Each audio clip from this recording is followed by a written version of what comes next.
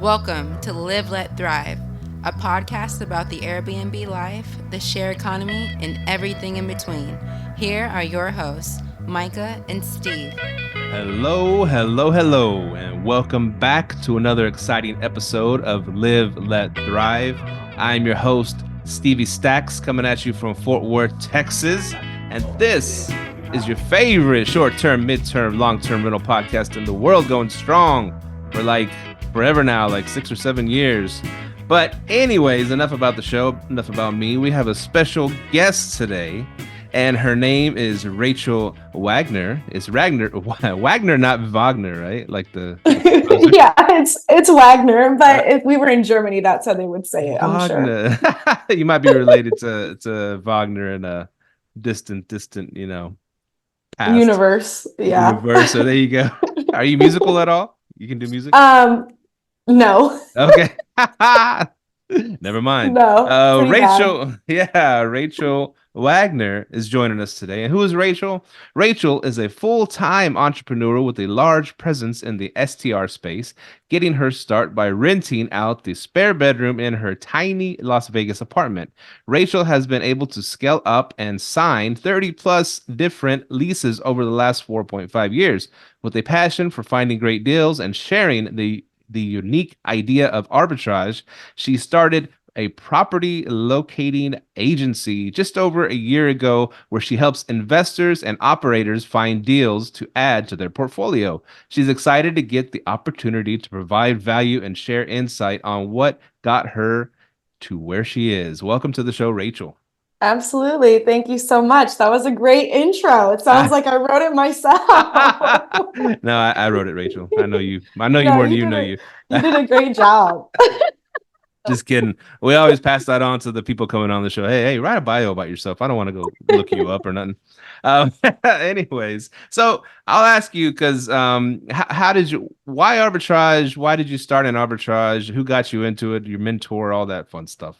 Yeah, that's a great question. So, how I kind of started my entrepreneurship journey, I was in community college right after high school, and I thought I actually wanted to be an actress because growing up, I always knew I wanted to make a lot of money, but I also wanted to be known by a lot of people in regards to just making a difference.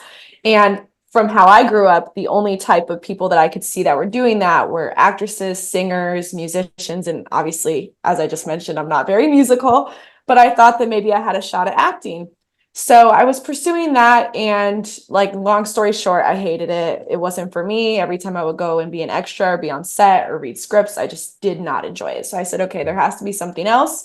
And then at that time, I had gotten into sales. So I was doing a lot of direct sales. I was doing gym sales. I was just doing anything I could to make money and kind of learn that space. And I really enjoyed it. It was a great time, but I also knew that I wanted to be my own boss. A lot of people told me to get into real estate. They told me to be a realtor. They told me that I need to be trying to work towards investing. But at the time, now my mindset is a lot different now, but at that time, I was 18 or 19 years old. I'm like, real estate doesn't sound sexy. I don't want to be a realtor. It was just, those were kind of the thoughts going through my head. So I remember in 2019, I was kind of vacationing a little bit. I was with my boyfriend at the time, and I think we were getting mani-pedis. And I had saw this ad on Instagram, and it was Grant Cardone. For anyone that's in the real estate space, of course, they know Grant Cardone. And there was a show that he has, a little segment called Young Hustlers. And there was this guy by the name of Brian Page that was on the show, and he had talked about how he Airbnbs homes without having to own them. And that kind of introduced me to the idea of rental arbitrage at that time, which I had no idea existed. I had heard about Airbnb, but I didn't really know anything clear and cut about it, right? People maybe were renting out their spare bedrooms or their single family home or their second investment property somewhere on the coast or something. But there wasn't anyone building a business off of going up to owners, asking them to rent the home, and then Airbnb it on the back end. So that's where it really caught my eye because it was new, it sounded fun. I wouldn't say it sounded sexy, but it definitely sounded different opposed to what I was introduced to prior with a lot of the, I guess, OGs, as you could say, in the real estate space. This was new and fresh and exciting and something that I was interested in. So that's kind of where it all began, was being introduced to that ad, really, and even being familiar with the concept. Cool. Because I knew that you were a big Sean Rasicic fan, right? Yeah. Airbnb automated. Yeah. And at the time, he didn't have a course. He was just providing free content on YouTube. Now, Brian Page was like the only Airbnb arbitrage guy with a course that at least was known like pretty heavily. Sean Rocky Geach ended up creating a course and has multiple courses now. And it's been like 5 years later, right? He has a ton of courses and opportunities, and he still creates a ton of free content, which is great.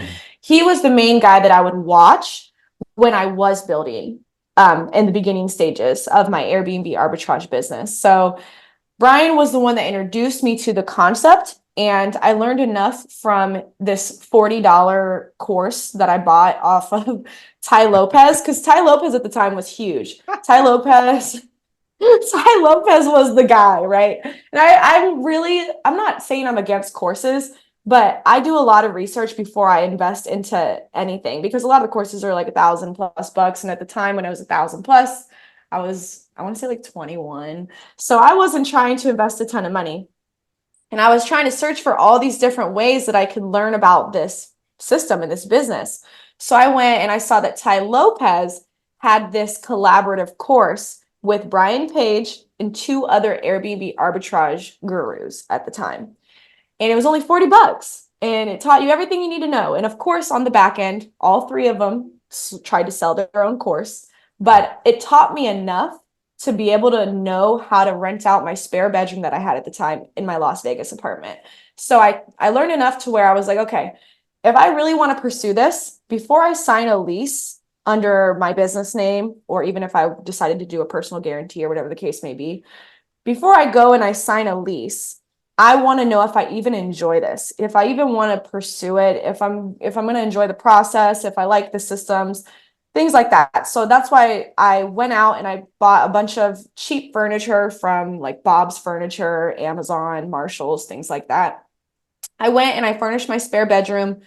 My living room was super sparse, so I went and I got a couple pieces of decor for my living room.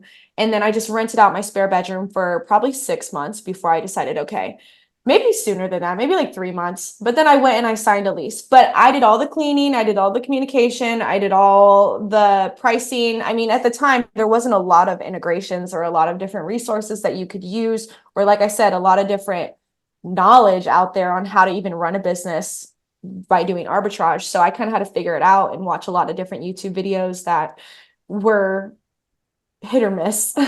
But that's really how I got my start. And it taught me that, okay, I do enjoy this and I do want to pursue it more. And that's really where it all came from. Oh, hey, how y'all doing? Stevie Stacks here from Live Let Thrive, and I thought I'd give a quick shout out to my buddy Brian Wynn over at the musecoffee.co. Man, this is some good stuff. Brian's a longtime listener of the show, fellow entrepreneur, and he's been sending us coffee for a while now, and this is some really, really good coffee from the best places on earth, best beans on earth, freshly roasted and sent to your front door in a couple days, and you'll know what I'm talking about. So my buddy Brian Wynn over at the Muse Coffee, hit him up.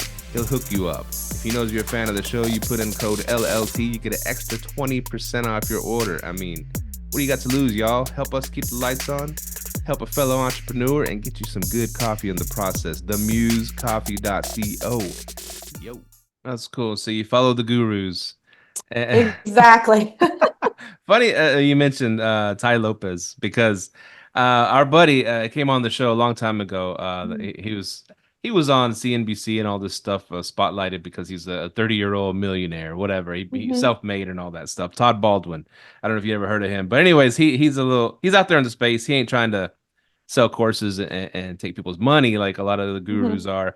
But he had like a little beef with Tai Lopez. He would always bring him up on the show, because Hey, Ty would stand in front of the Lamborghinis and be in front of a mansion and all this stuff, and it turned out it was all rented stuff until he was able to start making real money off selling courses, and then he was able to start investing and buying businesses and stuff like that. So he faked it till he made it. But anyways, I thought that was funny. You mentioned Tai Lopez, and he's a good talker. A lot of them are Yeah, good he was talkers. very controversial when he first kind of got his start and blew up and everything. A lot of people either kind of loved or hated him or, whatever the case may be. But he's come out a little bit more now in the media, and he's doing a lot more interviews because he was traveling a lot and investing in all those bigger companies. But I always enjoy listening to him because he's just so knowledgeable. He's read so many books. He can quote things like that. It's Yeah, prety cool. But yeah, he definitely is a controversial character for he's got sure. a friendly face, real friendly face, Yeah, like your he best buddy. does. For sure. That's cool. You started getting some arbitrages under your belt, and so how were you going and pitching to these places to let you do arbitrage? Yeah, so that was another one that I had to kind of learn and fall straight on my face for. So I learned scripts from Sean Rocky Geach, who was the arbitrage guru, like the person that I would follow and I probably watched all his videos from 2016 and up. He's been on our show Um, before. He's been on our show. oh, really? That's And awesome. we partied at his penthouse over there in Dallas. Really nice, overlooking the Nice. AAC. Really cool. Very cool. Definitely missed Dallas. Dallas was a great city. But yeah, so I ended up watching his scripts and I don't remember exactly how they went, but basically it's asking, one of the first things I remember him saying is ask them if they're open to a corporate lease, if they offer corporate leases, and then shut up. Like if they don't, then move on. If they do, then you go in and you kind of start your pitch. Um, and there's a couple different ones that I've used off of him before, but he does do a lot of apartment arbitrages. And now with it being so popular, I think that single family homes to start are better for a newbie only because apartments, you have to go through a chain of command. So you usually have to contact agents, and then the leasing agent has to ask the supervisor or the manager, then they have to ask the regional, then the regional has to sometimes take it up to the owner. So there's a lot of different steps to get an apartment building to say yes if it is a large complex that's managed by a professional company. And then on top of that, they usually want you to have 2 years of business credit. They want you to have experience with other landlords and other management companies, things like that. So at the time, I wouldn't say it was a lot easier to get into apartments, but it wasn't as hard as it is now. But what I would do is I would basically pitch owners is I would say, hey, do you guys offer corporate leases? Are you guys open to a corporate lease? And then from there, I would make my pitch and say something along the lines of, yeah, my business is expanding in the area. We're looking to pick up the 10 units within the next 6 months. Are you guys open to something like that? And then usually they'll say, oh, of course. Yeah, absolutely. We can accommodate. And then from there, we kind of have to say, okay, well, a lot of our clients are going to be coming from our professional website. They're going to be traveling nurses. They're going to be staying for, 1 to 3 months. But then whenever we can't fill the gaps, we'd be looking to promote it on sites besides our own, such as Airbnb, VRBO, booking.com, things like that. And then usually from there, we'll get shut down and then we'll have to move on to the next one and the next one and the next one. So it's a lot of no's. I remember going through a ton of no's before I could get a yes. Even my first, what I thought was a yes was actually a no. The first ever apartment that I got outside of my own and renting that, by the way, I did rent my spare bedroom on Airbnb, and probably after about 3 weeks, my apartment building said, hey, we see that your apartment's listed on Airbnb. We have a strict no renting on Airbnb policy, which was kind of interesting at the time with 2019, because it wasn't as popular. But I ended up renting it for like a couple more weeks, and then I stopped. And then when I went to go pitch a complex, and I lived in Vegas at the time, so I pitched a complex in Henderson, it's kind of a suburb on the outskirts. I went to go pitch them, and they basically agreed. They said yes to a corporate lease, like yes, you can rent it out to other people. But then when I looked at the lease verbiage, it said no renting on Airbnb, no renting on VRBO. But I was so eager to get my first unit, and I had gone through so many no's, and I felt like I was so close to this yes. And I really thought that the location of where the apartment was in the complex it wouldn't be noticed or it wouldn't be obvious that it's an Airbnb or I wouldn't get caught. So I signed the lease anyway. And big mistake, like big mistake. I never had any fines or fees. The apartment building did find out, but I ended up kind of just carrying out the lease. It was like an 18-month lease.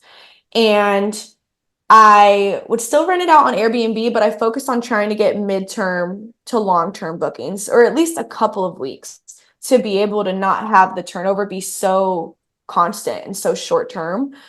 So that was a big mistake because I couldn't run it comfortably. I was always looking over my shoulder. I feel like I remember myself unlisting it during the day and only listing it at night. Like huge mistake, huge mistake. So I told myself I'm never going to rent an apartment illegally again, basically. So that was my first big mistake in arbitrage alone. And that was the first one, I guess you could say, that was under my belt besides my spare bedroom, which also was not allowed. So I kind of messed up a little bit at the beginning.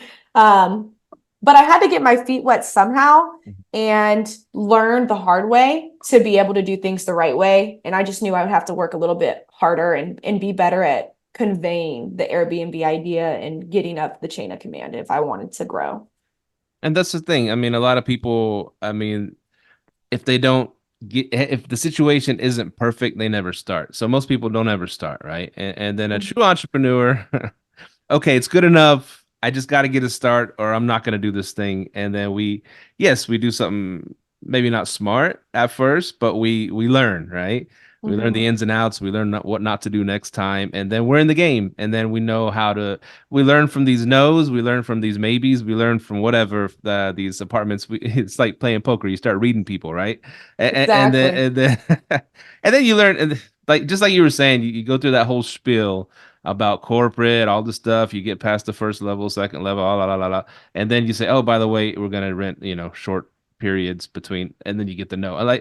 Then you learn, God dang it, I'm not gonna go through all that spiel if I know that that's gonna trigger a no, and I have to spend an hour here to get to that no. I'm gonna get to the no right away. I'm just gonna tell them, we what I'm talking about. I'm gonna tell them Yeah. corporate long term. We just fill in the gaps with other sites, and they usually know what you're talking about. Now, of course, they know. But back then, it was a little different. There was some people that still didn't know what the hell we were doing.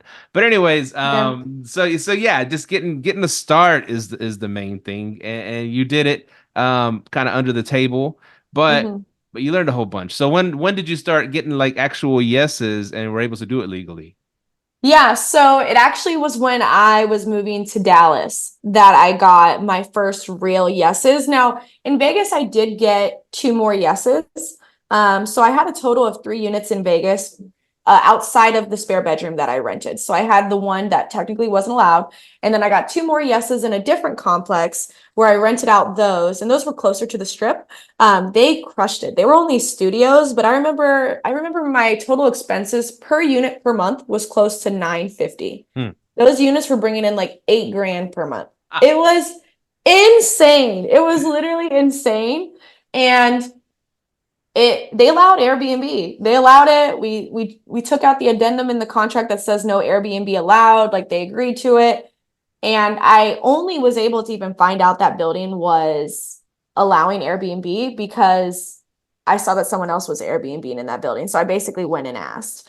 And then from there, I went in and I got a couple units in there. But after about 8 to 10 months, I guess the owners said that some of the neighbors were complaining because again, people realized that people were Airbnb in that building. So they ended up other people wanted Airbnbs, and then other people wanted Airbnbs, and then a lot of people started getting Airbnbs. And then from there, you have a ton of different operators in one building doing different things, allowing different people, not having certain restrictions in place. That just is a huge call for a mess, basically. So the owners said, hey, we'll let you out of this lease, no problem.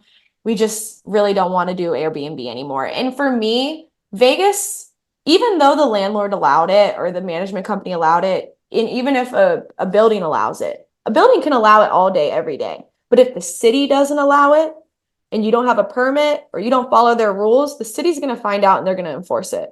So even though the building allowed it, and technically I could finish out my lease legally, I knew that the city was going to come for me sooner or later. And like I said, I don't want to have my back like looking over my shoulder every other day, trying to figure out, is the city going to find me? Because at that time, the city never had any really strict regulations. But then shortly after I got involved in arbitrage, they started putting in a ton of strict rules. And everyone knows now, if you're in the arbitrage space, Vegas is one of the hardest markets to get into. So I just told myself, I'm going to let them go. And then I think at that time I had already picked up a few in Dallas, but Dallas is where I really started to thrive and where I started to pick up more units, get more yeses, be able to build relationships with landlords. So the first batch of units that I got in Dallas after I moved there was over by like Greenville area. So I ended up getting a couple units there by Deep Ellum, like in between Deep Ellum and Greenville. So I picked up 3 there. And it was a small I wouldn't say it was super small. The smallest multiplex that I feel like I've been in is like an 8-unit building, but this one was closer to 60. I picked up 3 in that building, and that was really where I got like my first few yeses and started building in Dallas. I think the most I ever had in Dallas at one time was 11, 16, 17, like close to 20. So Dallas really was a great market for me when I first was getting started and just being able to build relationships and grow that portfolio. And all of them were legitimate yeses.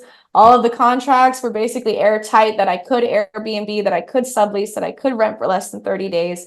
And that's where I really started to just allow myself to do things the right way and tell myself that I'm not going to, skirt the rules, and I'm going to do what do they say? They say how you do anything is how you do everything. So if I'm going to go and I'm not going to do things the right way here, but I'm going to do things the right way there, it doesn't align. So I just told myself, what type of person do I want to be? What kind of host do I want to be? What type of operator do I want to be? And that's kind of where I started getting all the yeses, is when I made that decision.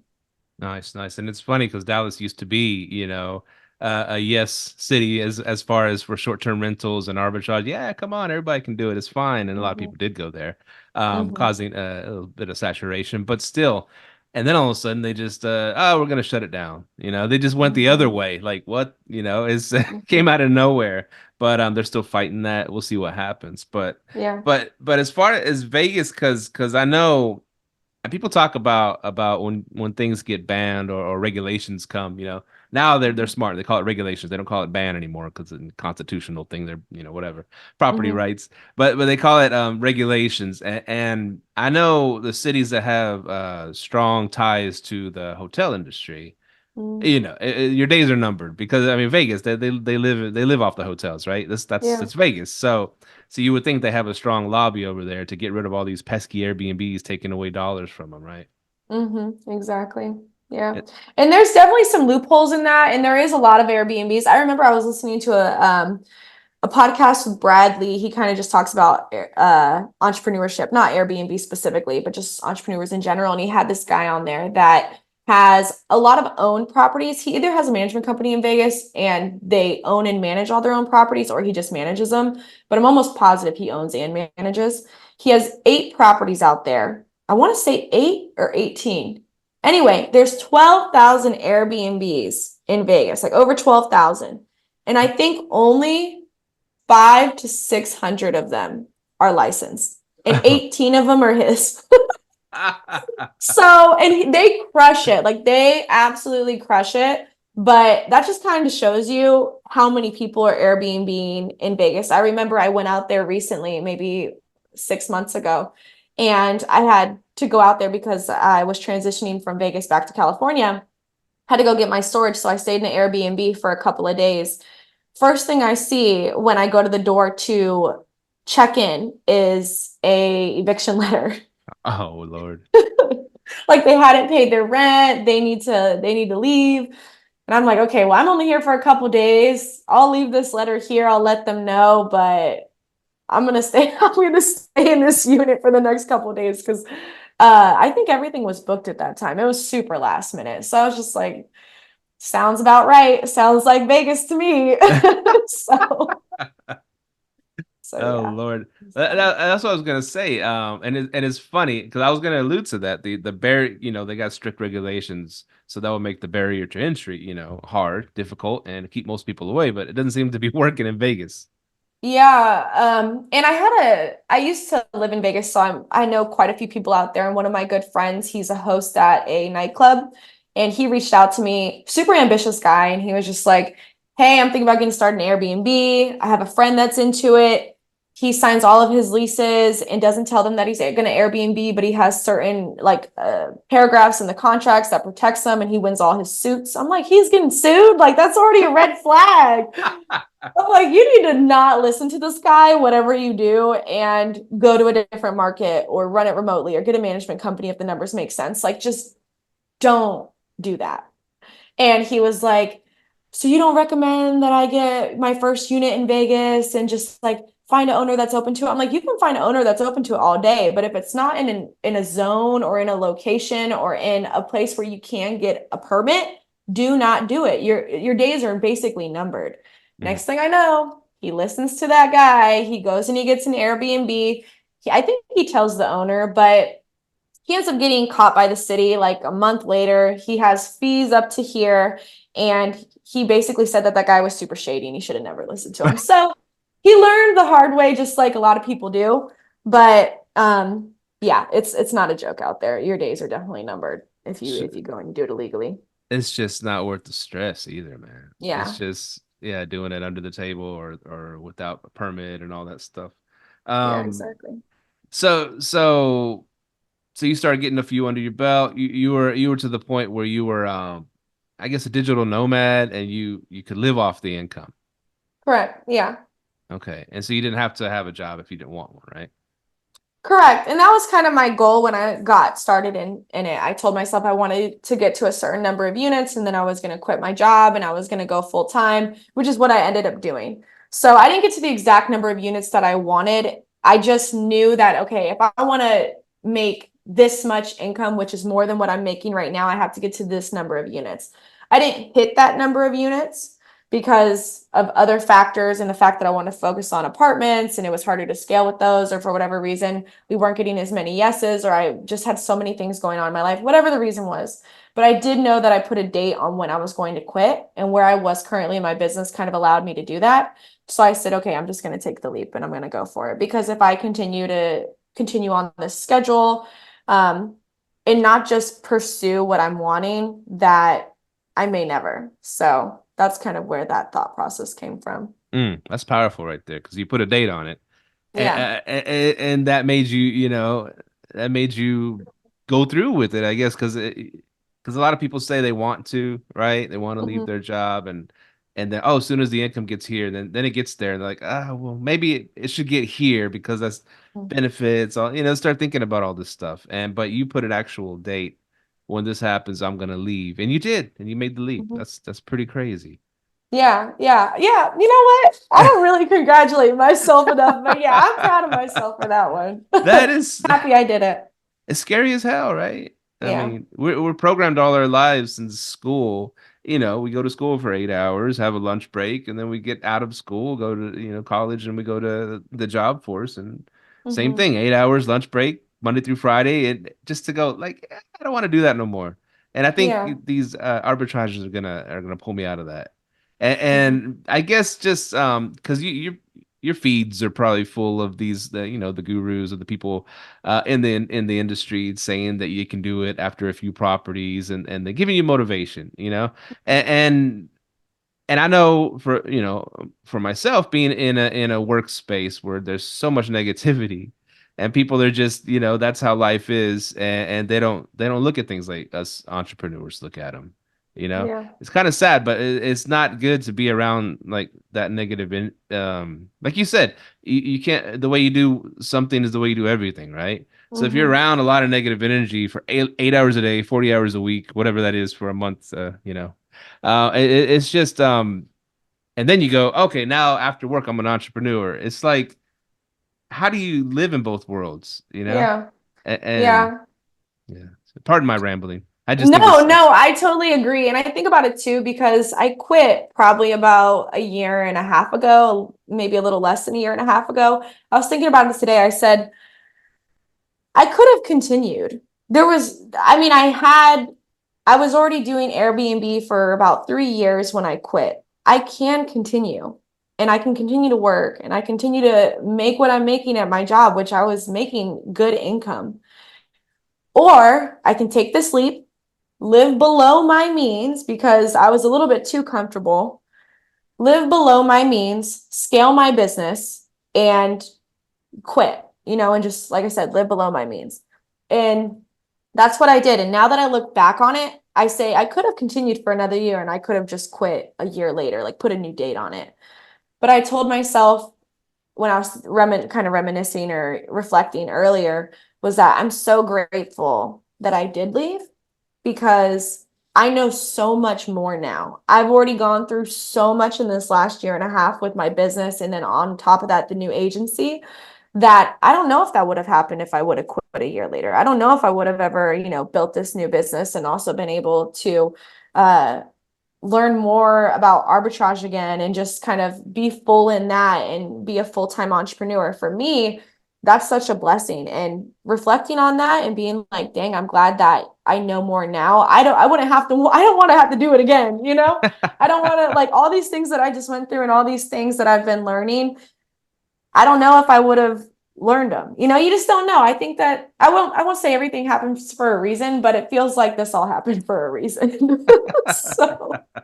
So I'm grateful. a lot of blood, sweat, and tears involved, I'm sure.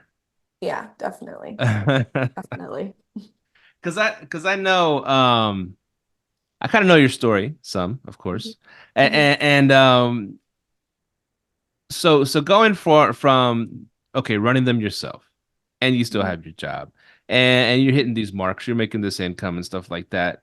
To the next step is leaving your job, of course, and also not only that, but finding a management company to run it Mhm. for you.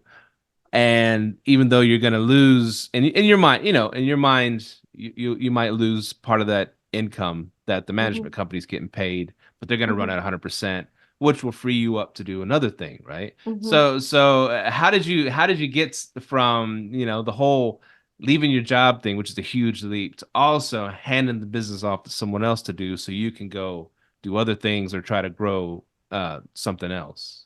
Yeah, definitely. So I ran my units by myself for the first, I want to say 2 years. And I didn't bring on a management company until I think I got to over 10 or 15.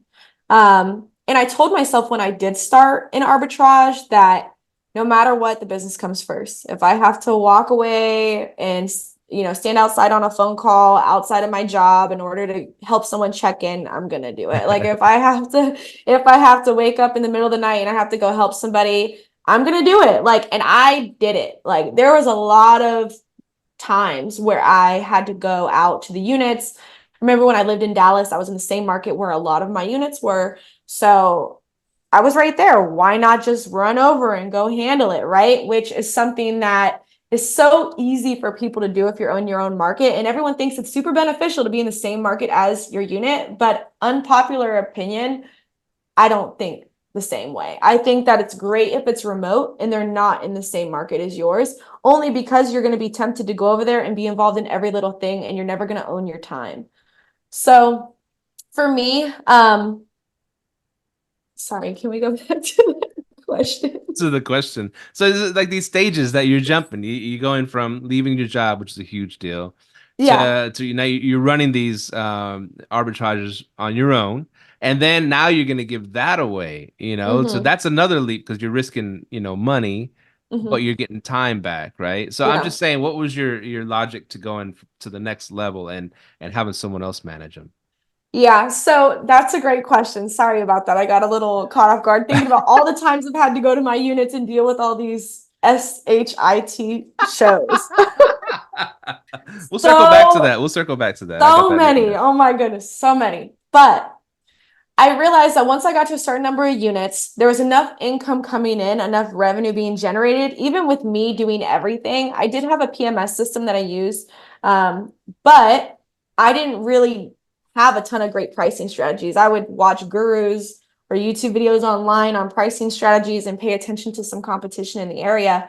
But again, you are constantly having to adjust the prices. That was probably one of my hardest things. Or having to deal with resolutions and staying on top of resolutions. I literally did everything, right? Scheduling the cleaners, communicating with the cleaners, communicating with maintenance, handling everything. To where I was like, okay, I'm fine with handling everything. Like at the moment, I was okay with it. I was like, I can keep up this schedule for a bit longer. But once I actually started implementing a management company, and by the way, the management company that I ended up going with, I only gave them my worst units first.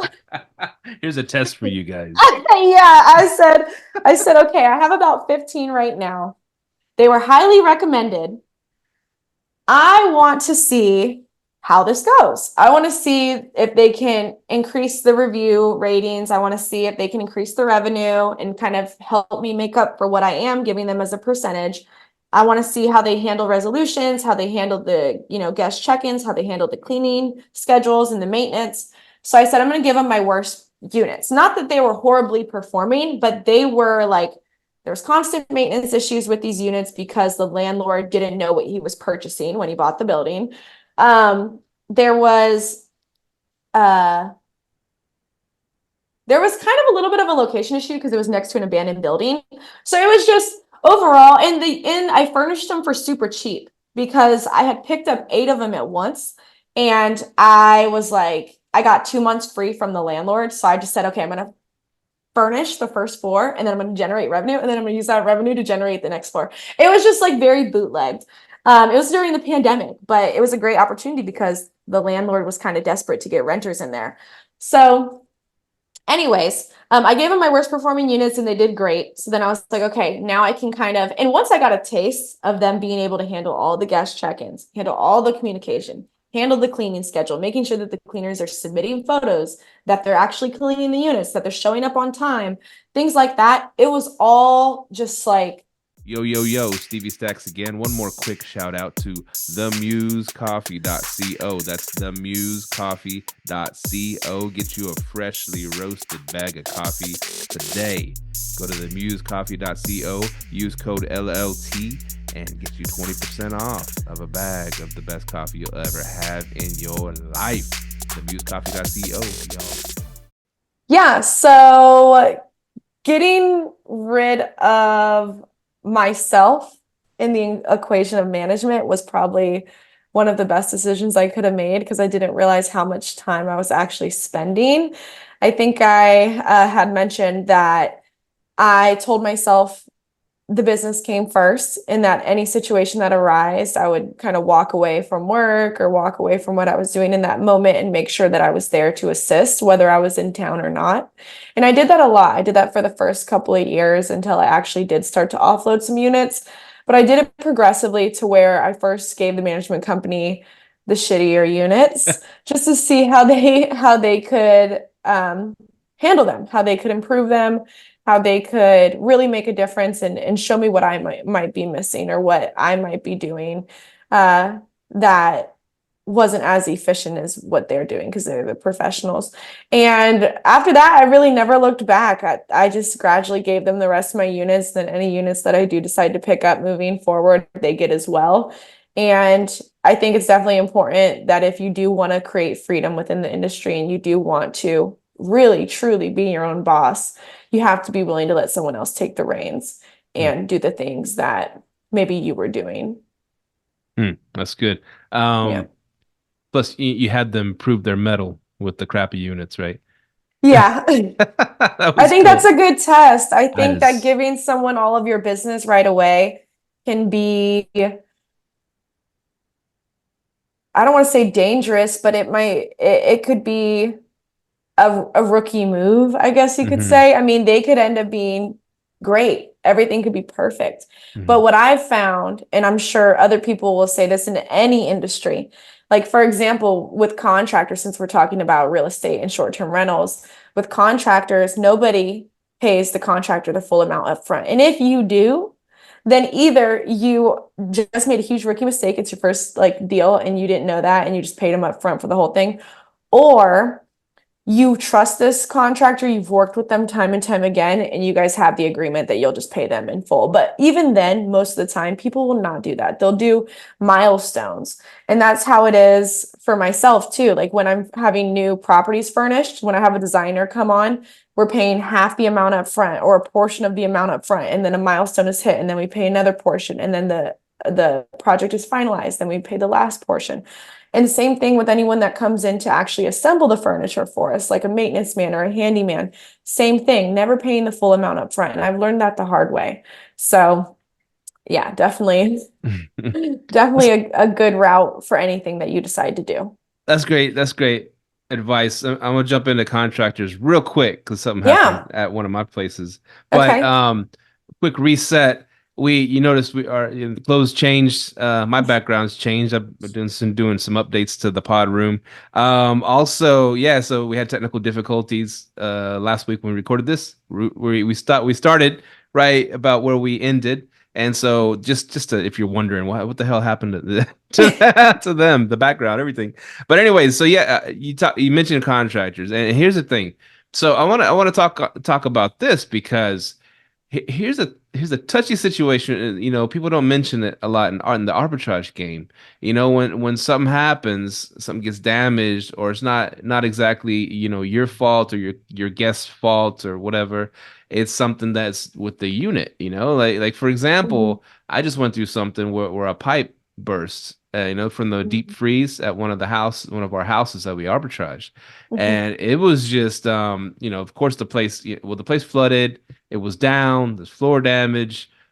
Right away, the landlord starts blaming me. Did you not cover the spigots? Did you not keep the water running and all this stuff? And I was like, long story. I don't want to go through that back and forth, but of course, I convinced her. No, we did everything. It's in my best interest Mhm. to keep this thing going too. I don't want to need a property that's down. I don't want anything to Yeah. get damaged. I have rental properties too. I know how important this stuff is. So we did all the precautions. So after that kind of got settled, got our handyman in there, and like you said, we have a relationship with this particular handyman, so he went in there, did the work, just needed the money up front for the supplies, and then afterwards pay him the other half for the work. You know what I'm saying? Mhm. That's how we do it with him. But getting the people, that the landlords, to pay, that was a bit, they're dragging their feet, because it was just a sensitive situation. And finally they did pay. We got the thing back up and running, agreed on a prorated kind of rent because it was down for a few weeks and it was not our fault. It's Mhm. just such a balancing act. This place is very profitable for us. We want to be Yeah. fair, but then we don't want to pay thousands of dollars in damages that ain't our fault for a house that has really old pipes that's been that's been having issues before. So what has your experience been with landlords and arbitrages when situations like that occur? Yeah. Oh my God. That brings me back to a horror story that I'm still dealing with to this day. And it brings me to one of my first big issues was when I first had picked up some units in Dallas. I had a huge slumlord. Like he was working with his dad. So his dad kind of gave him like this big boy project. And he was the main guy who was supposed to manage everything. They had like 60 plus units in this little complex. And they didn't have any leasing staff. It was literally the owner running everything with one handyman who was not the best. I mean, he was just doing his job. But basically, one of the things that I do like about apartments is that maintenance is in-house. And whenever you're having issues, you can really just kind of contact maintenance, opposed to a single family home or a condo where you do have to pay someone to come out every single time, opposed to an apartment where, yeah, you may have to pay for some things out of pocket, like little minor repairs. But for the bigger things, even things with like plumbing or whatever the case may be, they're going to handle all of that. So I had this slumlord basically, and I should have already kind of took a few things as red flags. But again, these were my first units in Dallas right before the pandemic. Super cheap units over by like Deep Ellum, Lower Greenville. And one of the first things I noticed when I was getting my units was there was mold like on the wall. And I told them this, and you know what they went and they did? They painted over it. Oh gosh. They painted over it. So immediately I was like, this is already going to be a shit show. I already know. I ran into issues with the AC. I ran into issues with the plumbing. I ran into issues with the flooring. I ran into issues with roaches. Like there were so many issues that I ran into with that building. Maintenance handled all of it, but I constantly had to contact them on like a daily basis. And if they weren't there right away, I would have to like contact them over and over and over and over again. And I've had to pay out of pocket for certain things. Like, for example, the maintenance guy, like if he couldn't get there on time, I specifically offered him money to get there sooner because the landlord wasn't going to do it. You know what I mean? So I would pay him out of pocket. Obviously, that was a loss that I took. I'm not like going out of my way to sue somebody over, doing those little minor repairs and things like that. But that is a lesson learned to not pick up units where number one, the landlord is giving you the type of vibe that they just don't, they don't have the tenant's best interest at heart. And then same thing, if it's an older building, you need to keep in mind that there are going to be maintenance issues that arise if it is an older building, more than likely.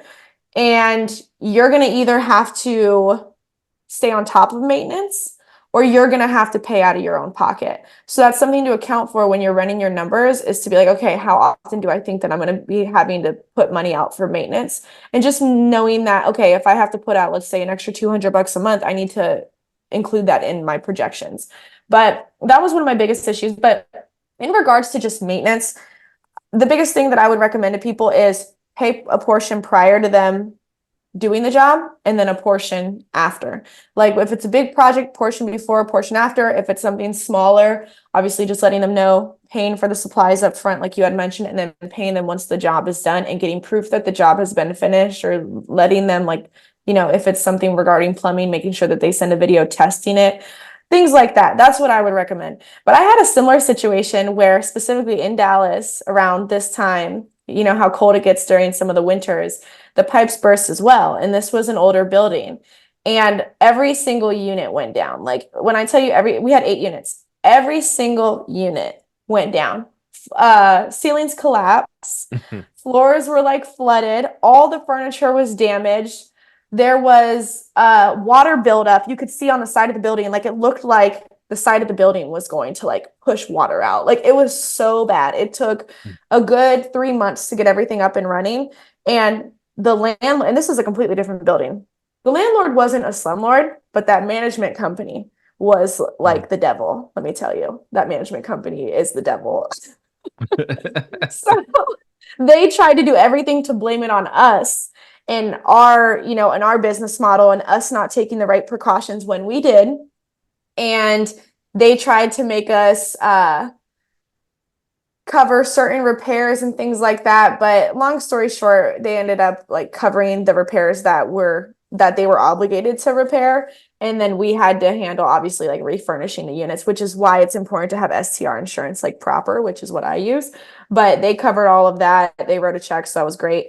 But yeah, I hope I didn't go off topic with that horror story, but definitely just something to keep in mind if you do feel as if you're going to need more maintenance than a normal property, to just account for that when you're running your numbers. And that brings me to what I wanted to bring up was proper, because I know you work with proper. Mm-hmm. I've never used them at my properties. I've had clients before that used them and they would get denied, and I'm like, is it even worth getting? And I just never did. And when this incident happened, a buddy, a friend of the show, Mike Brown, he said that, well, do you have proper? They would have paid for it. And I was like, are you sure they'll pay for it? Because there's the deep freeze.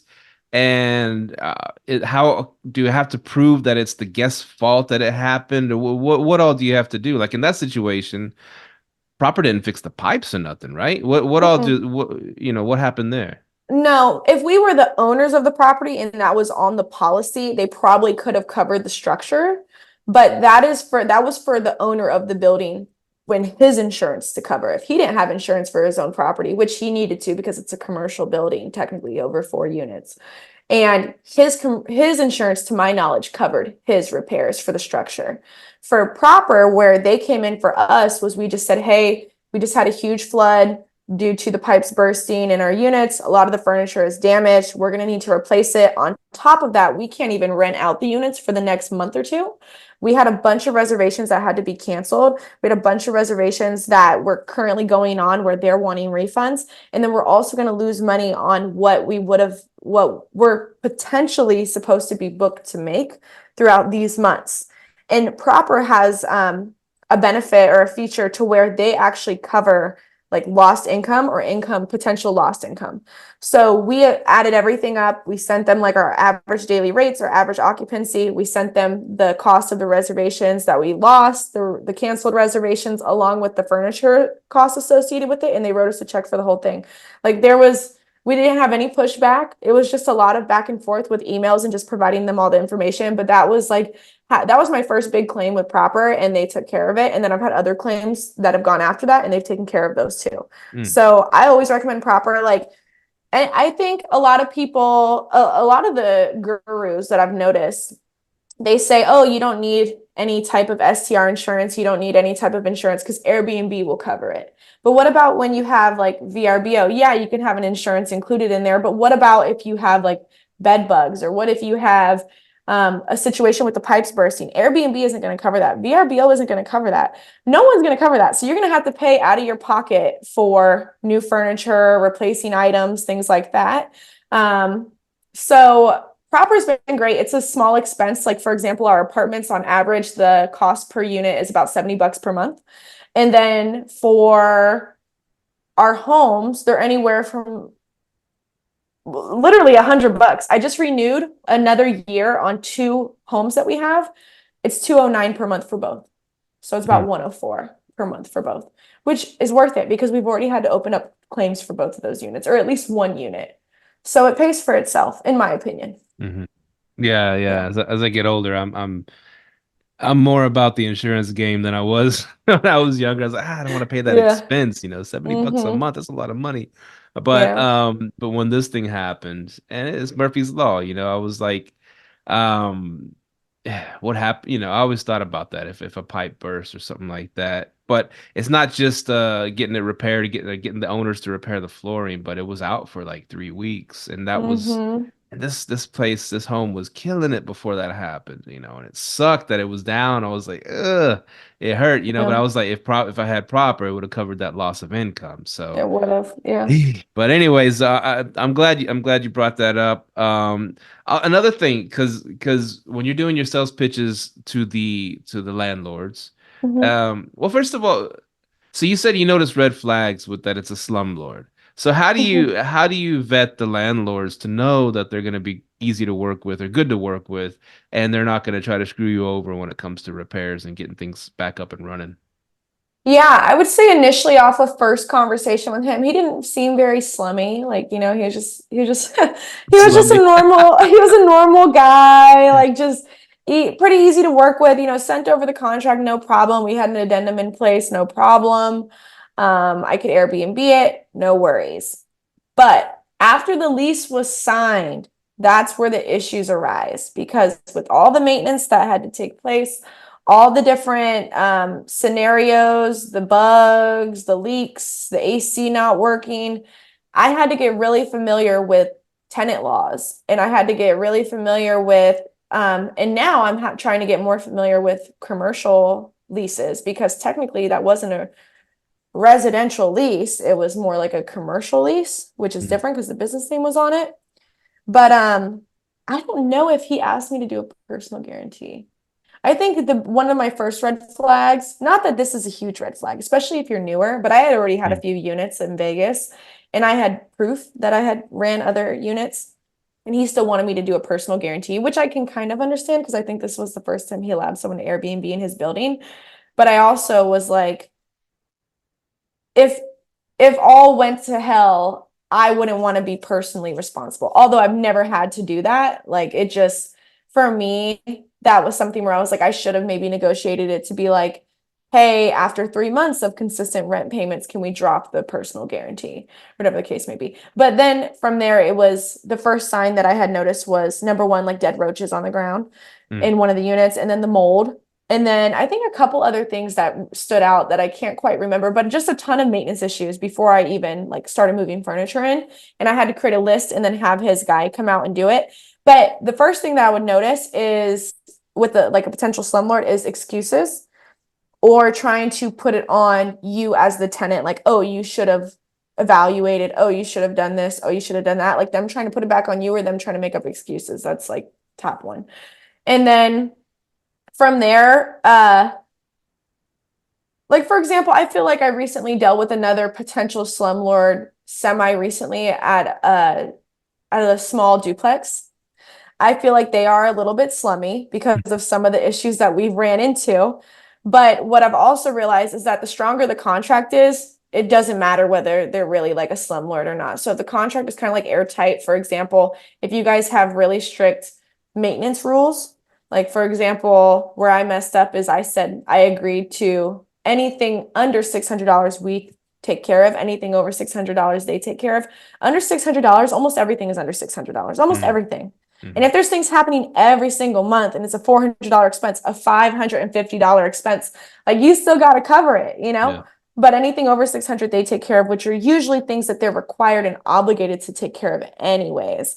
But just things being airtight. So for example, with this landlord in Dallas, what I would have done differently is I probably would have said like the first $100 for any maintenance request we'll take care of, and then anything over that you are responsible for. Something like that. Because for example, with all these maintenance issues that we ran into, I just wish that we maybe had a contract in place that said, you know, if your maintenance guy doesn't get to it within a certain time period, you guys have to take a certain amount off the rent. I don't know, right? But something that just makes things less complicated, and we all we had to do is revert back to the lease, revert back to the contract. Like I heard this great quote once where it was like, and you have to have this anyway for all your leases, but have sign contracts for everything, even with your mother. Like literally this one guy had said it one time and I was like, man, that's so good because people are going to be people and people can surprise you. And when money is involved or investments are involved,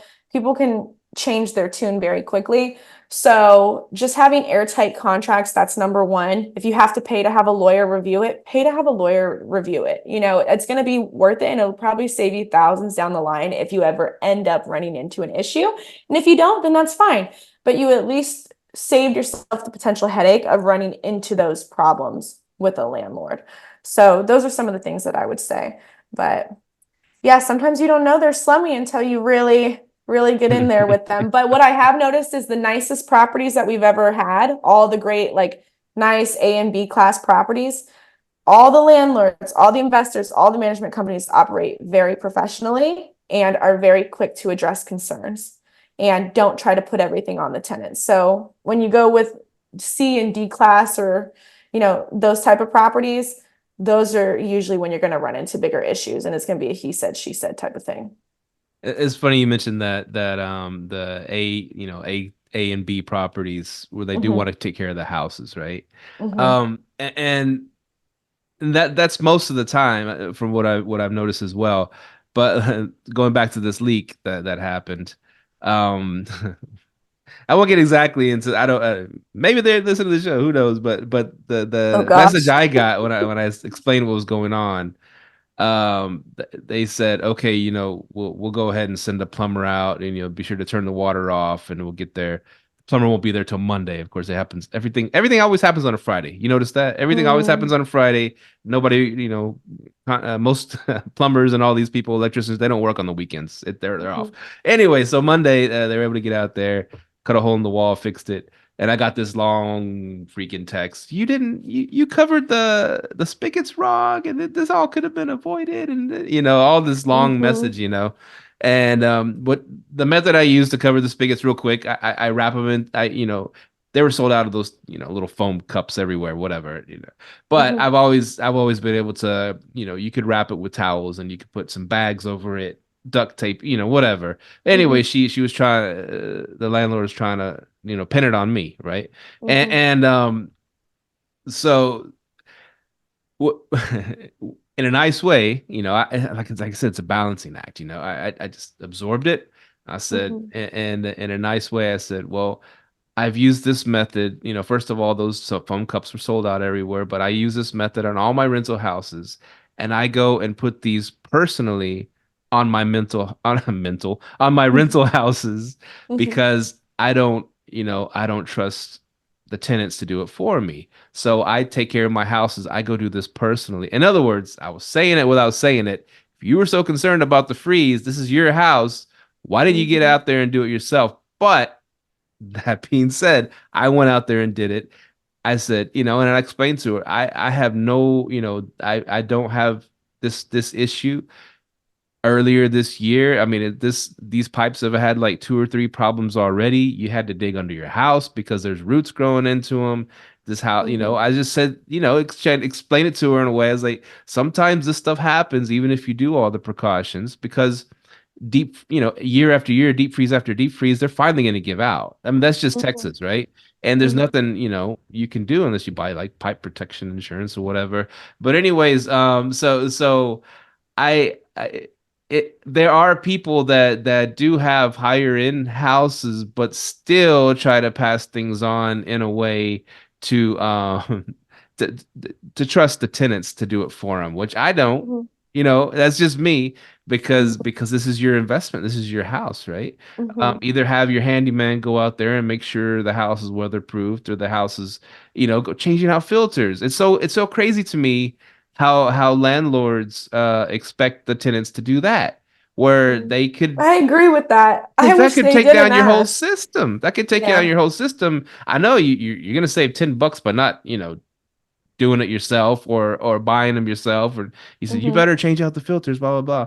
And Mhm. and good luck trying to prove that it's their fault your system went down, right? But Mhm. anyways, you're trusting someone to take care of your $10,000 air conditioned unit, whereas you could go out there or get a handyman, pay him $50 every 3 months to go out and change the filters. I just Mhm. It's just some people want to be cheap. That's just how Mhm. they are. But anyways, we got Mhm. off on a tangent with the whole maintenance thing, but Mhm. that's a big It part of the is. arbitrage game they don't tell you about. It's huge. It is huge. That's something that I wish I knew a little bit more of for sure. And on top of that, like with arbitrage units, you just have to be prepared to pay out of pocket if people aren't getting to it quick enough. Like I've had so many situations where I've just been like, fuck it. Who do I need to call to get this taken care of right now? Because I'm not going to keep waiting for maintenance and these people that technically are off to come through just because I need them to, you know?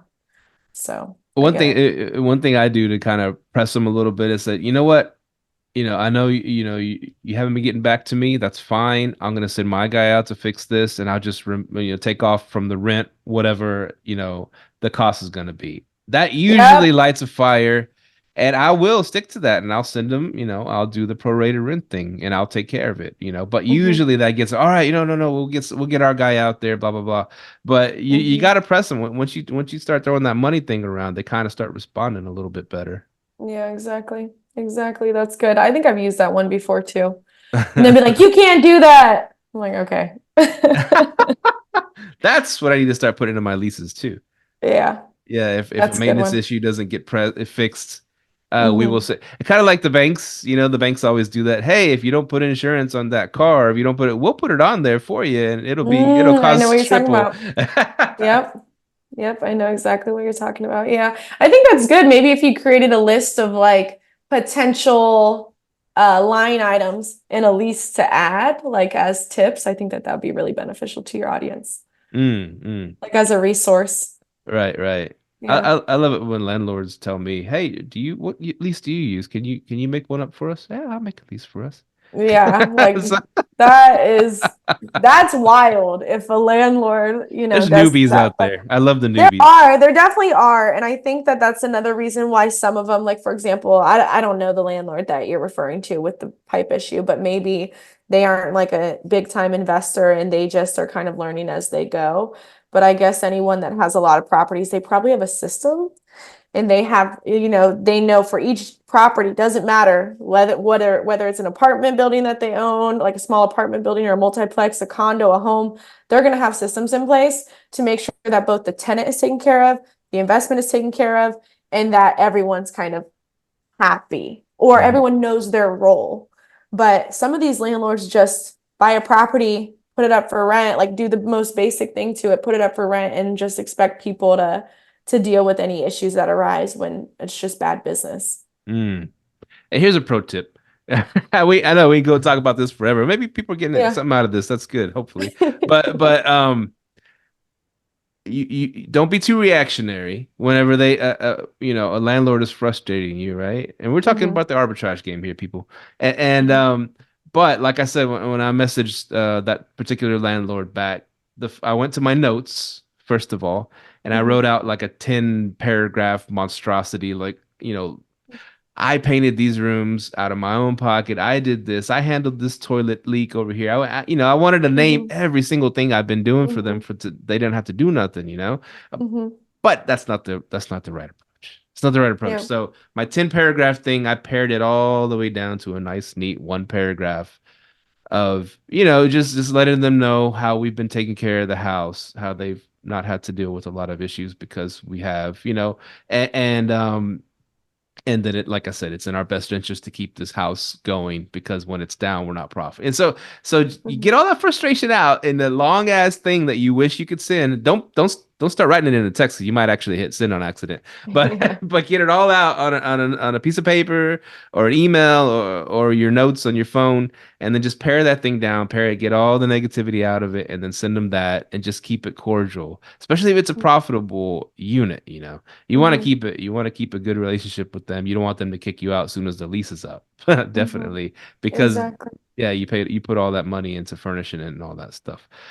Mhm. Just getting it all out there. Thank you for hearing me out there. No, I agree because I've had lots of times where I've been super frustrated with landlords, and I just have to remember, this is a professional relationship.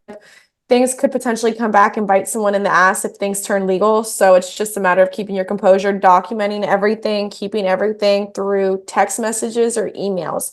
Phone calls are okay if it's a casual conversation, but if it's anything regarding issues with the home, I always do text messages or emails. Mm, mm. No matter how long I think it has to be, I don't care. Documentation, always. Cool, cool. Yeah. I think we covered that topic pretty good. I have a bunch more questions for you, Rachel. Okay, cool. Yeah, this is fun. Let me see. Okay. I don't think I asked you this one. What was your most valuable mistake, either in STR or just life in general? The the biggest mistake that brought you the most value? Biggest mistake that brought me the most value is probably running more in-depth comps. For the first 2 to 3 years, I was involved in arbitrage. Not that many people were involved. You could really just kind of pick up any property, any landlord that says yes. You could feel confident that you could go in there, put in some basic Amazon furniture, put it up for rent on Airbnb, and then collect a nice little check. Um, and the game has definitely changed. After I quit my job, I started looking for more properties to rent for Airbnb, and I picked up, I think, like three at once. And these were all like single family homes, or they weren't apartments. I had done a lot of apartments and only maybe like one condo. And I made a big mistake by thinking, oh, the landlord says yes. This is another thing too, is I had such a hard time getting yeses for apartments. I had heard no so many times. It's like you go through like 500 no's just to get like one yes, it felt like with apartments. And I didn't realize how easy homes were because I learned that later on. Like getting a landlord, an actual landlord of a single family home to say yes is actually pretty easy from what I've experienced. And the first couple yeses that I got for some homes, because I was like, oh, let me try homes. I was like, okay, I'll pick them up. Because I'm so used to everyone saying no. I'm like, dang, I'm getting all these yeses, got to pick them all up, right? Yeah. So I go and I pick them up. And I'm like, oh my God, what did I just get myself into? I didn't run super in-depth comps. I didn't double check the numbers. I didn't double check like the surrounding listings and even though it showed that, oh, my property would make this much, I didn't really compare it to the look and the feel of the other properties around me. So I was like, I really just fucked myself by getting into properties that aren't as good as what I was maybe used to, or they take longer to see results. So moving forward from those, I just said, moving forward, I'm going to double check my comps. I'm going to see what it's going to take for me to outperform the market, the design that we're going to have to do, the strategies that we're going to have to implement, things like that. So everything regarding that moving forward has changed. But one thing I would definitely, one of the biggest valuable lessons to me, and again, when I had quit my job, I had the management company in place. So I wasn't as involved in Airbnb. I wasn't keeping up with the trends in the market and everything else that everyone was talking about in the general topics of arbitrage. So I just was like, I thought I was still back in 2020, 2019, and treating it as such when you have to kind of adapt to the market. You have to adapt to your surroundings. And that's something that I didn't do in 2022.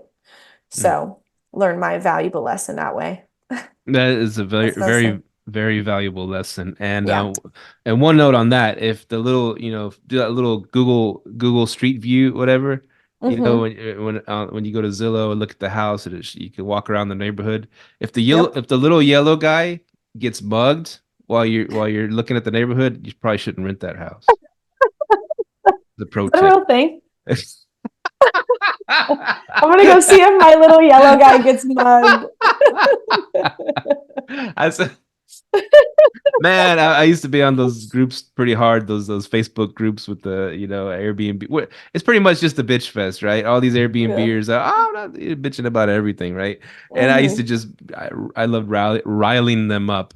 And I think one time I was looking at a Google Street View, and someone's car was getting towed. It looked like getting a repo Oh my situation. I don't know. And I God. was like, it got it on the Google Maps, and It's crazy. I was like, if you see this scenario in the street you're looking to do an arbitrage, you probably shouldn't get it. Or I said something like that. I forgot what I said. I probably was Exactly. more cheeky, but oh my God, they just ramrodded me. How dare you say that? You don't know, and this is a gentrification. All this craziness came up, and I was like, oh my God, it just started a shitstorm.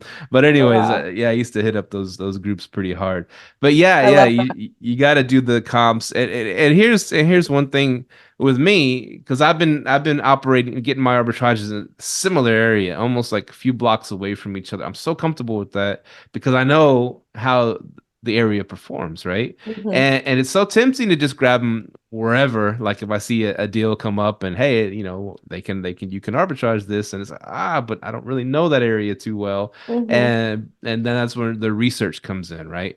And on that note, I texted you today because friend of mine, it's actually the day job I work with his dad, and his son's becoming this investor. He already got his first house. He's already looking to jump into like a duplex next. It's real cool, and it It's kind of I'm kind of mentoring him a little bit.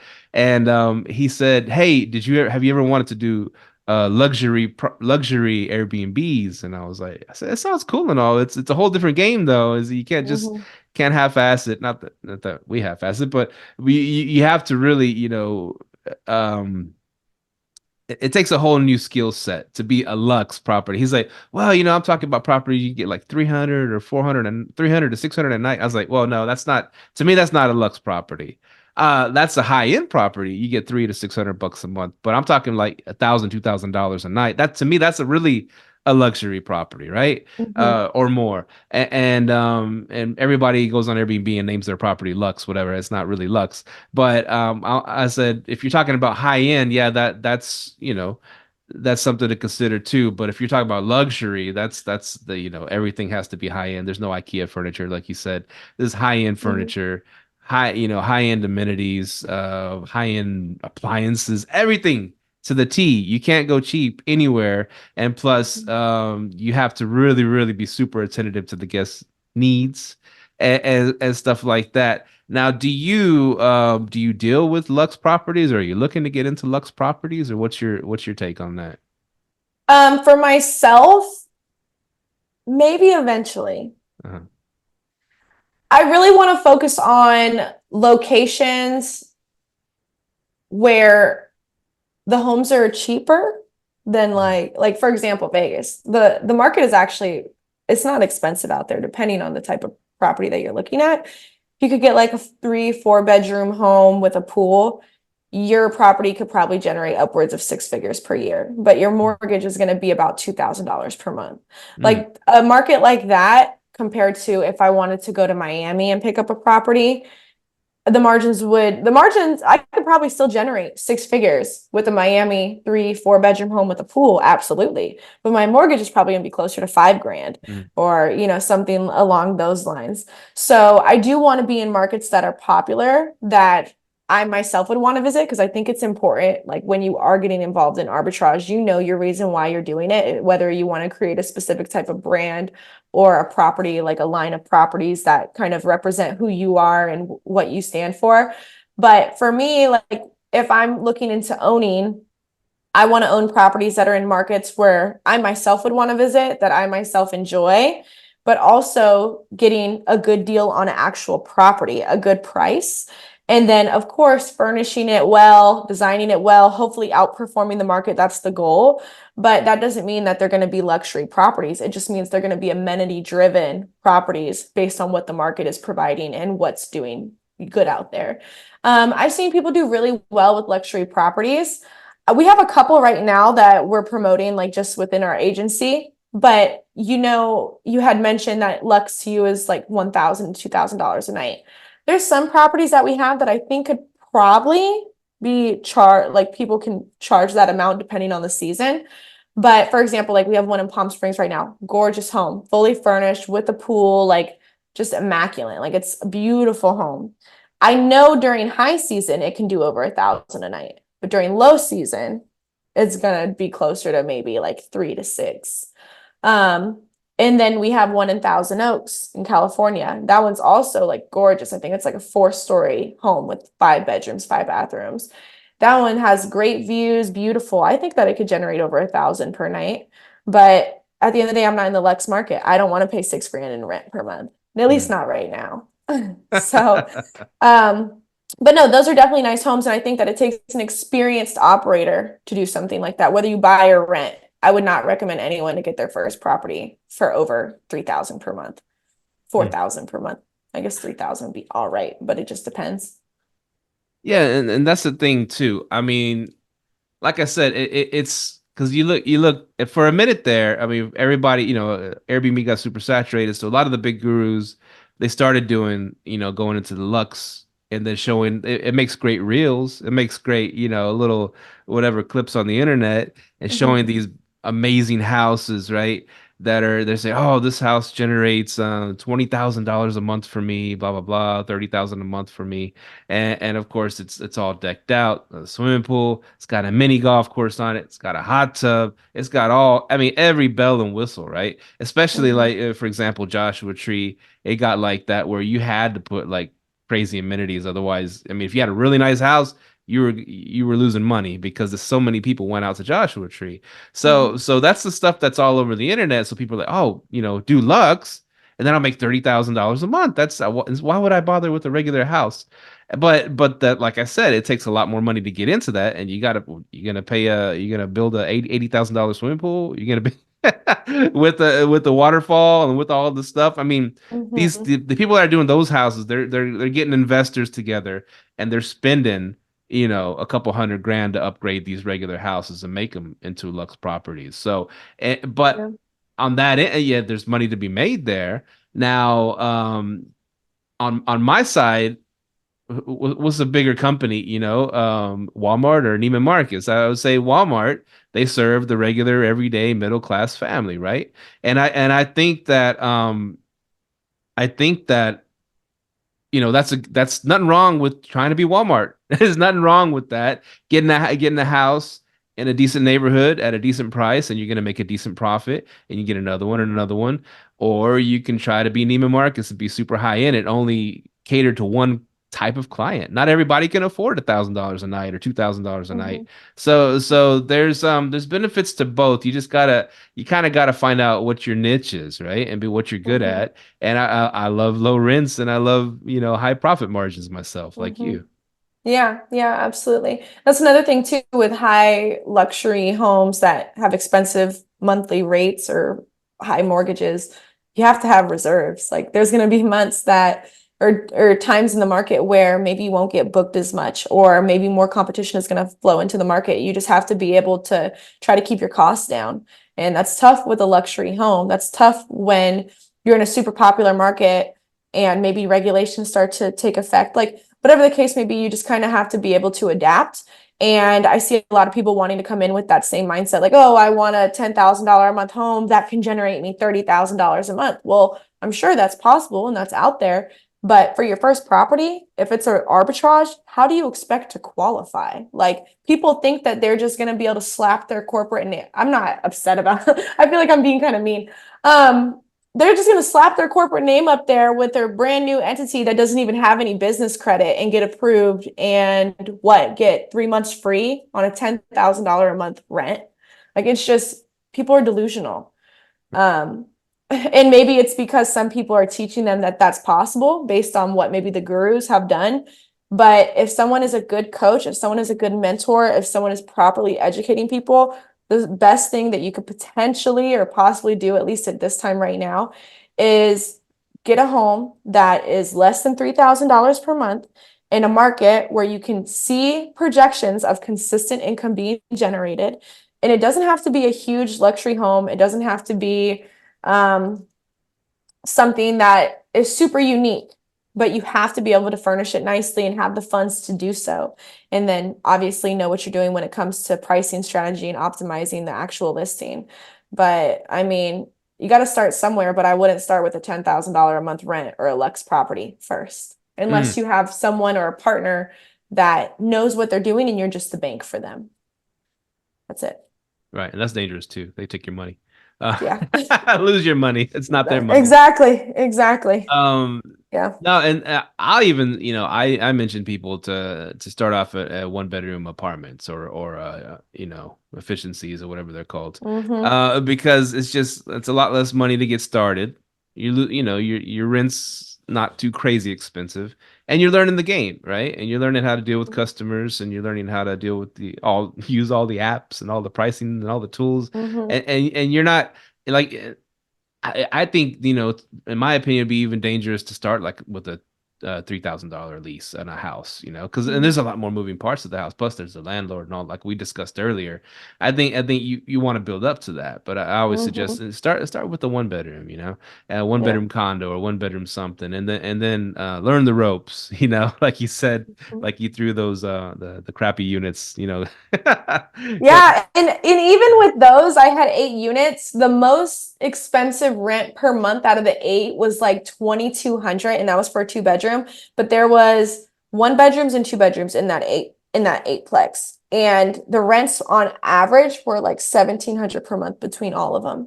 So I remember my total rent for all 8 was like 12 grand per month, which first someone being like, "Oh my God, how am I going to afford 12 grand a month?" Well, if all the units are performing, let's say this 1-bedroom is potentially operating at a potential loss, maybe it lost like $300 this month, but this other unit just profited like $2,000 this month. Like you have different properties that can feed off of each other, which is the power of scaling. It's the power of being able to grow, but it's going to be hard for you to grow with only 3 Lux properties or, like 3 single family homes where you have like these high rents or all these bedrooms and you're only getting booked on the weekends or whatever the case may be. So absolutely, I agree. Like 2-bedroom or less for your first property, less than $3,000 a month in rent. I think that those are some of the best ones to start with in a good market that's consistent. And plus, like, not to be a dead horse, but like one of those houses, a big house got big problems. So like if AC goes out in Texas, you can't rent that thing out. And then the landlord and good luck, getting them to put a new AC unit. And here's the thing, they look at us differently, and right, I guess rightfully so. But we're not living at these houses. We're not there. I'm not there with my wife and kids living at this arbitrage house, right? So they think they can drag their feet more because there's no one there. Yeah, we can't rent it out right now. Okay, so there's no guest there. Okay, we'll get someone out next week to go fix it. Whereas if the family's living in this house, you can't have a family living with no AC in Texas. They'll die, and so they'll fix it. They'll get it fixed immediately. So it's a different. So if like I said, if you're a newbie starting off in a house, ACs do go out in Texas. It happens every year. Heaters go out in the wintertime. Pipes bust and stuff like that. So yeah, it's a more profitable landscape for sure. But it's you got to have a higher skill set to be able to do that. Yeah. Yeah. So yeah, that being said, on to the next question. Okay. So this is you having fun? You having fun? I'm having a great time. I have to hold on. Don't include this in it. Okay. I have a I do have a call at 4 o'clock though, Oh, which is in okay. 5 minutes. Yeah, I yeah. should have told you that in advance. I didn't know how long it would be. I should have asked, but I do know that I'm getting a call in 5 minutes. I don't know how you feel about that or what you want Okay. to do. Yeah, yeah. We've been going at it for a while. We can jump ship and I just one more question. We'll get off. Is that Okay, cool? no problem. All Yeah. right. All right. All right. Let me see. Um. Let me see. So when designing a house, go ahead and okay, give people five design tips, good design tips to when you're putting together a house it's gonna go a long way towards getting booking stuff like that, or 5 tips in general. Yeah, I would say 5 tips when designing. Designing, yeah, putting together, yeah, yes. Okay. So first thing is having a reliable assembler. So a handyman or someone like that. I know that it doesn't have to do with design, but it does have to do with like time, getting things done on time, being able to make sure someone's coming in and bringing in the packages, making sure that they're assembling them on time, that anything that's missing, that they send it back or they're able to help. I think it's so undervalued. It is a huge win to have someone that's reliable, that can stick to your timeline, that can give you a flat rate for them to assemble everything top to bottom in your property. So number one would definitely be to have a reliable handyman or assembler to put all the furniture together if you're not planning on doing it yourself. Another thing is to be able to create something that makes the home stand out. So depending on what market you're in, if there's certain amenities that, really bump up the potential profit margins, or if there's a design look, or maybe something that isn't currently in the market that you think the market might be looking for, adding something, whether it be a pool table or a ping pong table or maybe cornhole in the backyard. That's super easy to do. All you have to do is get the two boards in the little sackies, So Yeah. those those would be great. Or an accent wall, which is also pretty easy to do. You just have to hire someone to come and paint it. You can even do peel and stick wallpaper if you know how to install it, or you can hire someone to install it. I did those on a lot of units. I didn't do them, but I hired someone to do it, and I think that they made them stand out at least during that time. Hmm. Another thing that's also very easy to do, but also easy not to do, is getting quality beds. That's a mistake that I made when I first started, which was just getting like the prison style mattresses that were really thin and just cheap. And then having to learn the hard way that a lot of people didn't like it. It hurt their back. It was too hard for them. So an easy fix, instead of you having to get a brand new mattress, is a mattress topper or something like that. That is going to make it a lot more comfortable for them, maybe like a couple inches. That way it'll make a big difference, and it'll still be able to save you some money because, obviously really nice luxury mattresses or comfortable mattresses can be a little bit more expensive. But definitely, if you're going to go the cheap route and you are going to get a cheap mattress and you're trying to stay on a budget, which I understand some people are still bootstrapping it, and that is okay, as long as you're investing heavily on the things that really matter, like design and the main pieces of furniture.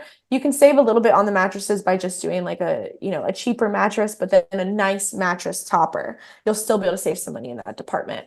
Another thing is, if it is something like in the city that I've noticed, is TVs in every room. So every bedroom having a TV, the living room, of course, having a TV. I think that those are also super important. I was gonna say a washer and dryer, but that doesn't matter. Okay, we talked about this on the last episode, but it got cut out. No futons, regular couches. No futons, regular couches. Every single property that I've designed myself, I've had a futon, and they are like not very comfortable. Yeah, you can push them down into a bed or like lay them out onto a bed, but not comfortable. They don't have armrests. Like, having a couch is just more comfortable. I do think that it lasts longer. You have the armrest. Anyone that's ever designed my properties have always put in a nice couch, and it's lasted me. I've never had to replace a couch that someone else has put in the property based off their design structure. But anytime I've ever designed a property, the futons are usually quick to go. So definitely regular couches. And I know that we went back and forth about the futons a little bit, just like discussing the evolution of the futons, Yeah. but definitely no futons. And then last but not least, if you are going to be amenity driven, or if you are going to allow pets, or if you want to stand out with families, having anything that is maybe like toddler focused or baby focused, like having like a high chair, like a foldable high chair, or a pack and play, something like that a lot of people can appreciate if they are coming in with small children. And then same thing with animals. So if you have dogs or you're pet friendly, maybe having some extra bowls, of course, having the cleaner wash them, or sanitize them every time they go in and clean if there was a dog there. But I think that those are also important, just adding key amenities. But overall, like, design, if you are not a designer, I always highly recommend having a designer or hiring a designer, because they're going to be the professionals. You can get them for really good rates on Fiverr, no, maybe not Fiverr, Upwork, or referrals. And there's a lot of new and upcoming designers that'll do it for cheap rates, and they'll help you order the furniture. They'll help you set up the delivery. There are people that can do it for great rates, and all you have to do is add it into your potential startup costs. But I think that hiring a designer is super beneficial, and having them do all the work for you, especially if they're STR focused. So hopefully that helps. Those are just some of the things that I've learned along the way. No, it helps a lot. And here's a cool thing, people, before you hop off. If you need help doing all this stuff, it is overwhelming, or you want to up your game, Rachel can help you do all that stuff. And not only that, she finds arbitrages for people, good ones, and she's good at vetting. As she said on the show, she's good at finding good ones. She knows the locations. She'll give you an approximation of what it should earn, and then she even knows design tips. She knows how you should design it. She knows designers she can introduce. I mean, she knows everything. So if you're going to hop into this game, or you want to up your game, or you want to find more arbitrage, you can't find any out there, she's got a whole list of them, and she can send them your way. So reach out to Rachel. Rachel, where can people find you? And you're a cool company where you put people in arbitrage. You put them in places. Yeah, absolutely. That's our main focus right now, is just helping people find their own arbitrage properties. We go out there, we search for deals that are within your locations of interest, your criteria. We go out there, we get the yeses for you on behalf of you. We ask the landlords if they're open to Airbnb arbitrage. If they are, we send them your way. We include projections of what the home is supposed to potentially make based off of the surrounding deals in the area, along with regulation information. So if it's something that is a highly regulated market, we'll let you know if it's eligible for a permit. If it's not, we won't even send it to you. So those are some of the things that we're focusing on right now. And then, you can find us at lowcasa.com. So it's lo-casa.com, CASA. And then on Facebook, we have a Facebook group all about short-term rentals, education, and deals. You can find us on there at facebook.com, STR deals and education. I'm almost positive that that's the link, but I can send it to you as well. You'll send it to me, and then we'll put it on the show notes. Yeah. Thank you so much, Rachel. I know you got to hop off, but it's been a blast, and you better hop on again, because I got a million more questions to ask you. But awesome. Well, I appreciate it. An hour just went by like nothing. I know, right? All right. Well, thanks for being on the show. Thank you all for listening. Reach out to Rachel. Hit her up. She's gonna make you some money. Live, let, thrive out. All right. Thanks. Bye. Thank you for tuning in to this week's episode of Live, Let, Thrive. Be sure to tune in next week for all the latest in the world of Airbnb and all that entails. Bye-bye.